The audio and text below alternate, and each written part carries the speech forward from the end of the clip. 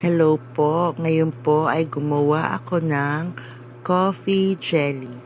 Ayan po, hiniwa-hiwa ko muna yung jelly na nilagyan ko po ng kape. Pagkatapos, ayan na po. Nung nahiwa-hiwa ko na, nilagyan ko po siya ng Nestle cream at saka po ng gatas. Ngayon parang nakukulangan pa rin ako, kaya naisipan ko naman lagyan siya ng maliliit na sago.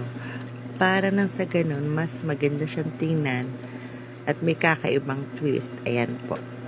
Pagpapasensyahan nyo na lang yung mga cut ko dun sa coffee jelly kasi gutom na talaga ako kaya minadali ko na yan. At kung tutuusin, mas masarap to pag malamig na. Pero dahil sa natatakam na po ako, kinain ko na po siya kahit hindi ko pa napalamig. Kasi mas mura po pag ganito ang gagawin nyo kesa bibili po kayo. At least, mas marami po ang makakakain. At kung mapapansin nyo, yung sabaw niya hindi siya talaga puti. Kasi nilagyan ko po siya ng kape.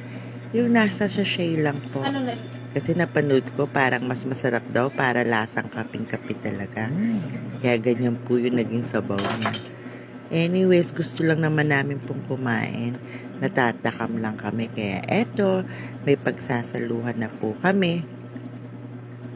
Pero palalamigin ko muna to. Pero syempre, titikim na rin muna ako. Ayan. Pagpapasensya nyo na yung mga cut ko ng jelly kasi nagmamadali na talaga ako. Kasi gusto ko na talagang kumain.